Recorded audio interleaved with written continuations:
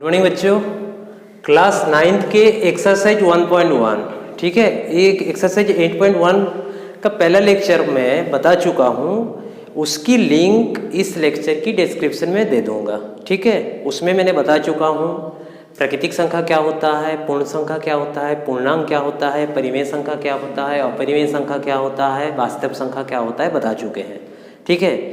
आज मैं एक्सरसाइज 1.1 का पहला क्वेश्चन बताने वाला हूँ। क्वेश्चन बोल रहा है क्या शून्य एक परिमेय संख्या है? क्या इसे आप p बाई क्यू के रूप में लिख सकते हैं? तो इसका आंसर क्या होगा? इसका आंसर होगा हाँ ठीक है, शून्य एक परिमेय संख्या है। क्यों, ऐसे क्यों? और p बाई क्यू रूप में आपको दर्शा सकते हैं कि नहीं बताना पड़ेगा। तो देखिए शून्यों को मैं कैसे लिख सकता हूँ, शून्य बटा 1 तो लिख सकता हूँ। शून्य बराबर शून्य बाई 1 लिखा, अधिक तो कुछ नहीं लिखा, क्योंकि शून्यों के 1 से डिवाइड दोगे तो शून्य ही होगा। अब देखो p बाई क्यू के रूप में बोल रहा है ना, तो p मतलब कौन है बताइए? p मतलब यहाँ पे 0 है, q मतलब क्या है 1। तो देखिए 0 को मैं p बाई क्यू के रूप में ही लिख दिया। और बोल रहा है q नॉट इक्वल्स टू 0, देखिए q नॉट इक्वल्स टू 0 तो है, q का मान यहाँ पे क्या है 1 है, तो शून्य क्या हो गया, एक परिमेय संख्या। तो चलिए इसके बाद में दूसरा क्वेश्चन करवाते हैं। दूसरा क्वेश्चन क्या कह रहे हैं, क्वेश्चन नंबर 2 कह रहा है 3 और 4 के बीच, 3 और 4 के बीच परिमेय संख्या ज्ञात कीजिए। 3 और 4 के बीच ठीक है, 4 के बीच परिमेय संख्या ज्ञात करना है। परिमेय संख्या बोल रहा है ना, आपका कहीं क्वेश्चन में बोल देगा 3 और 4 के बीच में 6 परिमेय संख्या ज्ञात कीजिए। कितना, 6 या फिर 5 या फिर 4, कुछ भी बोल सकते हैं आपको परिमेय संख्या ज्ञात करने के लिए ठीक। इस टाइप का क्वेश्चन जब भी दिया रहेगा, मान लीजिए 3 और 4 के बीच में 6 परिमेय संख्या ज्ञात करने के लिए बोल रहा है, या फिर 5 बोल दिया, सपोज 5 ही बोला, कितना परिमेय संख्या ज्ञात करना है 5। तो हमारा काम क्या रहेगा, जितना भी बोलेगा हल करेंगे। मान लीजिए आपको 5 परिमेय संख्या ज्ञात करने के लिए बोल रहा है ना, तो 5 के साथ 1 ऐड कर लीजिए, तो कितना हो जाएगा 6।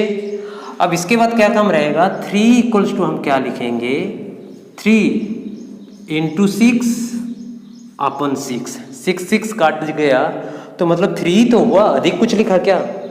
मैंने क्या किया, 5 ठो निकालने के लिए बोला था, 1 ऐड कर दिए तो 6 कर लिए। अब 3 बराबर हम कैसे लिख लिए, 3 इंटू 6 अपन 6, देखो ये 6 काट गया, मतलब कौन बचा 3, तो 3 बराबर 3 तो लिखा मैंने, अधिक कुछ नहीं लिखा। अब यही चीज़ क्या हो जाएगा, 18 अपन 6 हुआ। उसी प्रकार मैं 4 को भी कर लेता हूँ, 4 था ना, हाँ 4 बराबर मैं क्या लिख सकता हूँ बताओ, 4 इंटू 6 अपन 6 ठीक, ये कर लिए। इसके बाद देखो ये कितने हो जाएंगे, 24 अपन 6 होगा। इतना दूर तक तो समझ में आ गया। अब देखो 3 मतलब कौन है, 18/6, 18/6 3 हो रहा है कि नहीं, ये भी चेक कर सकते हो। 6 से 18 को काटोगे तो क्या होगा, 3 तो होगा, तो 3 का मतलब 18/6 लिख रहा हूँ, कोई गलत नहीं लिख रहा हूँ। 4 को मैं 24/6 लिख रहा हूँ, मतलब कोई गलत ही नहीं लिख रहा हूँ। और देखो अभी 18/6 जो है ये परिमेय है, क्योंकि 18 मतलब कौन है p, और 6 मतलब कौन है q, तो 18/6 क्या हो गया परिमेय। और 24/6 ये भी क्या है परिमेय, क्योंकि देखो 24 मतलब कौन है p, और 6 मतलब कौन है q, तो ये भी परिमेय है ठीक। अब देखो 3 और 4 के बीच में, तो 3 और 4 के बीच में हम कितना निकाल लेंगे, इसके नीचे क्या है, इसके नीचे 6 है, तो 18/6 और 24/6, ये 18/6 मतलब कौन है 3, और 24/6 मतलब कौन है 4। तो ये दोनों के बीच में निकालना है ना तो इसको लेना है ना तो इसको लेना है, इसको बीच में लेना है। तो 18 है तो कौन है 19/6 कर दीजिए, 20/6 कर दीजिए, 21/6, 22/6, और क्या है 23/6। तो देखिए 1 2 3 4 5 को निकालने के लिए बोला था, 5 को आ गया, समझ में आ गया। इसके बाद और एक क्वेश्चन करते हैं हम लोग। इसके बाद क्वेश्चन नंबर 3 करते हैं। क्वेश्चन नंबर 3 क्या कह रहा है? क्वेश्चन नंबर 3 में कह रहे हैं 3/4 और 4/5। क्वेश्चन नंबर 3 में कह रहा है 3/5 और 4/5 के बीच, 4/5 के बीच में कितना निकालना है आपको परिमेय संख्या? 6 परिमेय संख्या निकालना है। 6 परिमेय संख्या, ठीक है, 6 परिमेय संख्या निकालना है।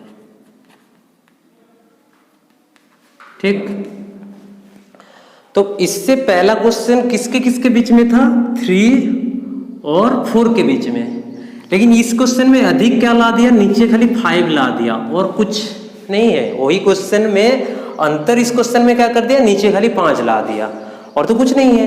तो उससे पहला वाला क्वेश्चन हम जिस मेथड से किए थे, इस क्वेश्चन को भी उसी मेथड से करेंगे। तो देखिए हमको कितना का निकालना है? 6 का निकालना है। तो 6 का निकालना है तो हम क्या करेंगे? पहले हम 6 के साथ क्या कर लेंगे? एक ऐड कर देंगे। जितना भी निकालने कहेगा उसके साथ एक ऐड कर देना है। तो 6 + 1 कितना हो गया? 7। अब हमारा क्या रहेगा? 3/5 को हम कैसे लिख सकता हूँ? 3/5 ऊपर में भी 7 इंटू कर दीजिए, नीचे में भी 7 इंटू कर दीजिए। 7 7 काटा मतलब 3/5 ही लिखा। और ये कितनी हो जाएंगे आपका? 25/35। फिर इधर हमारा क्या है? 4/5। तो 4/5 बराबर हम क्या लिखेंगे? 4/5 इंटू 7। तो ये कितने हो जाएंगे? 28/35। समझ में आ गया? तो अब देखो ये दोनों के बीच में हमको निकालना है ना। तो ये दोनों के बीच में निकालना है तो कितना है? इसको नहीं लेना है। किसको? इसको नहीं लेना है और इसको भी नहीं लेना है। यही इसी के बीच में निकालना है। मतलब 21 के बाद क्या आएगा? 22/35।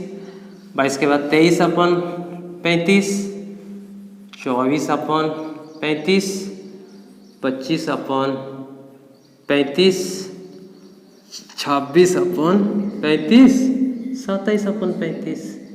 इसको नहीं लेना है और इसको नहीं लेना है। इसके बीच में निकालने के लिए बोला तो देखो 1 2 3 4 5 6 आ गया। और एक क्वेश्चन करवा देते हैं।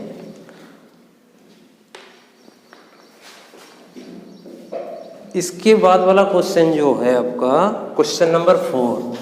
क्वेश्चन नंबर 4 क्या कह रहे हैं? क्वेश्चन नंबर 4 कह रहा है प्रत्येक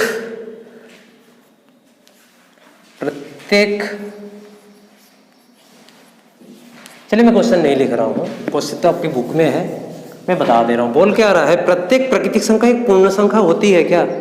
प्रत्येक प्राकृतिक संख्या। तो प्राकृतिक संख्या हम लोग किससे दर्शाते थे? प्राकृतिक संख्या को n से दर्शाते थे। और प्राकृतिक संख्या शुरू होता था कहाँ से? शुरू होता था हमारा 1 से और खत्म होता था अनंत में। ये तो बता चुका था, नंबर लाइन में हमने बता दिए थे। यहाँ पे 0 है, इसके बाद 1 +2 +3 +4 ऐसे अनंत तक जाते थे। तो 1 से लेके अनंत तक क्या होता था मेरा? प्राकृतिक संख्या।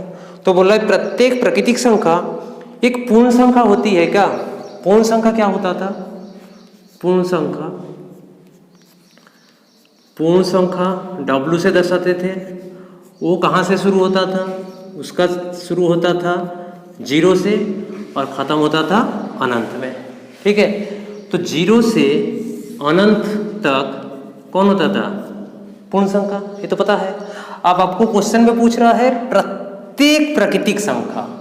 प्रत्येक प्राकृतिक संख्या मतलब 1 2 3 4 5 करते करते अनंत तक जितने भी संख्या है वो पूर्ण संख्या है कि नहीं पूछ रहा है।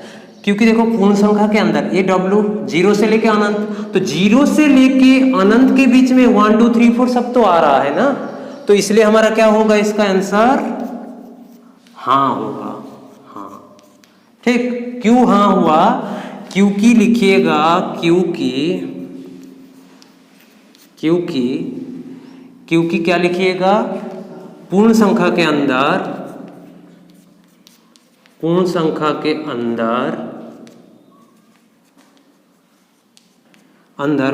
अंदर कौन संख्या आते हैं? प्राकृतिक संख्या आते हैं, प्राकृतिक संख्या आते हैं, तभी तो हमने बोल पाऊंगा ना, क्योंकि देखिए 1 2 3 4 0 से लेके 1 के बीच में आ रहा है, इसलिए जस्ट आपको उल्टा पूछेगा, इसके बाद उल्टा ही है, प्रत्येक पूर्णांक एक पूर्ण संख्या होती है कि नहीं, इसके बाद प्रत्येक पूर्ण संख्या। क्वेश्चन नंबर दूसरे में चलते हैं, या फिर इसका उल्टा जस्ट पूछता आपको। सपोज मान लीजिए क्वेश्चन में आपको क्या बोला है, प्रत्येक प्राकृतिक संख्या एक पूर्ण संख्या होती है, आपको पूछ देगा प्रत्येक पूर्ण संख्या एक प्राकृतिक संख्या होती है क्या? प्राकृतिक संख्या होती है क्या? तो आपका आंसर क्या होगा? नो। इसका आंसर क्या होगा? इसका आंसर होगा नो, ना होगा। क्यों? देखिए प्राकृतिक संख्या 1 से लेके अनंत के बीच और पूर्ण संख्या 0 से लेके अनंत के बीच। अब देखो एक पूर्ण संख्या में भी आती है और प्राकृतिक संख्या के अंदर आता है, दो भी पूर्ण संख्या के प्राकृतिक संख्या में, लेकिन 0 जो है, जीरो प्राकृतिक संख्या के अंदर आता नहीं है, इसलिए हम क्या लिखेंगे? प्रत्येक पूर्ण संख्या एक प्राकृतिक संख्या नहीं है, यहाँ पे लिखिएगा 0 प्राकृतिक संख्या के अंदर आता नहीं है, प्राकृतिक संख्या के अंदर 0 प्राकृतिक संख्या के अंदर आती नहीं है, फिर आता नहीं है। ठीक है, ये आपका रीजन देना है, समझ में आ गया। इसके बाद तीसरा क्वेश्चन आपको जो पूछ रहा है, क्वेश्चन नंबर 4 का तीसरा जो पूछ रहा है, चौथा का दूसरा क्या कह रहे हैं? क्वेश्चन नंबर 4 का क्या बोल रहा है? प्रत्येक पूर्णांक एक पूर्ण संख्या होती है। प्रत्येक पूर्णांक, तो पहले पूर्णांक आपको जानना पड़ेगा। पूर्णांक क्या होता है? पूर्णांक और एक पूर्ण, ये दोनों चीज आपको जानना पड़ेगा। ये तो मैंने पहले लेक्चर में बता चुका हूँ, उसको जरूर देख लीजिएगा, तो ये आपको आसानी से समझ में आने लगेगा। ठीक है, तो मैं नंबर लाइन में जो संख्या रेखा होता है उससे बताते हैं।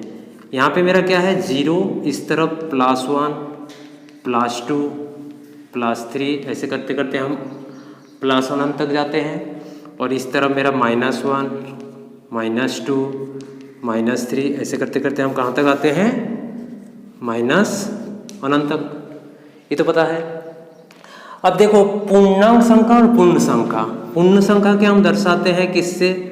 W से, और पूर्णांक को हम Z से दर्शाते हैं। ठीक, तो 0 से लेके +अनंत तक क्या होता है मेरा? W, मतलब पूर्ण संख्या।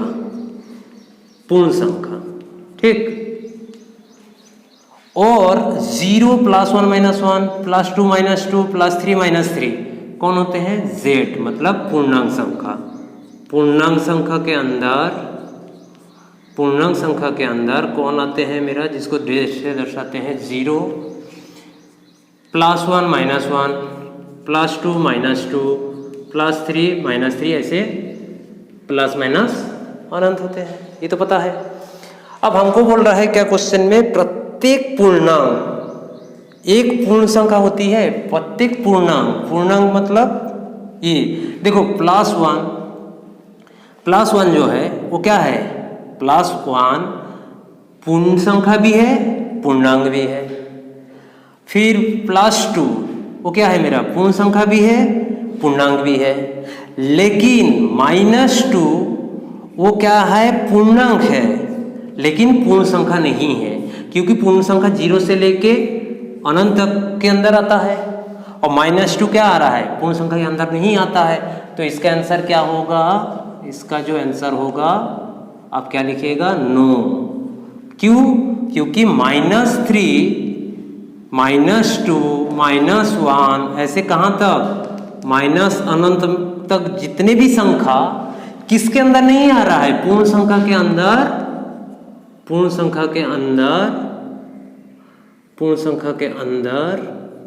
नहीं आता है। ठीक, पूर्ण संख्या के अंदर नहीं आता है। इसलिए। ठीक, इसके बाद एक्सरसाइज 1.4 का लास्ट क्वेश्चन जो है, प्रत्येक परिमेय संख्या एक पूर्ण संख्या होती है कि नहीं।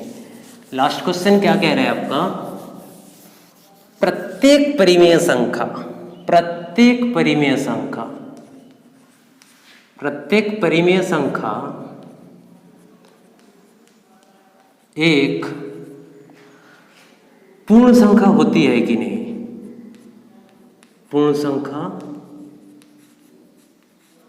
होती है कि नहीं। ठीक है, ये पूछ रहा है, आपको रीजन भी देना है। तो पहले आपका काम क्या रहेगा, परिमेय संख्या क्या होती है। तो हमने बता दिए थे, परिमेय संख्या वो संख्या है जिसको मैं क्या करते हैं, p/q के रूप में लिख सकते हैं, जहां क्या होता है मेरा p और q क्या है, पूर्णांक है, और क्या q नॉट इक्वल्स टू 0, ये तो पता है। अब बोल क्या रहा है, पूर्ण संख्या होती है कि नहीं। तो देखिए, मान लीजिए हमारा 2 जो है 2/1 तो लिख सकते हैं 2 को, तो ये क्या हो जाएगा बताइए, परिमेय संख्या बन जाएगा कि नहीं। परिमेय संख्या बन गया 2 जो है परिमेय संख्या भी है, और क्या है, पूर्ण संख्या के भी अंदर आता है, पूर्ण संख्या भी है, पूर्ण संख्या भी है। ठीक, लेकिन क्या है, 1/2 क्या लिया मैंने, 1/2 देखिए, 1 मतलब कौन है p, 2 मतलब कौन है q, ये कौन है, परिमेय संख्या हुआ कि नहीं। 1/2 हमारा परिमेय संख्या हुआ, लेकिन 1/2 पूर्ण संख्या तो कभी नहीं ना होगा। 1/2 पूर्ण संख्या के अंदर आता नहीं है, क्योंकि पूर्ण संख्या हमारा कहां से होता है, 0 से लेके अनंत के बीच में। 0 से लेके अनंत के बीच में कहीं तो हमारा 1/2 नहीं है ना, तो इसलिए हमारा इसकी आंसर क्या होगा, इसका आंसर होगा 9। ठीक है, उम्मीद करता हूं प्रश्नावली 1.1 का सारे क्वेश्चन आप लोग को समझ में आ गए।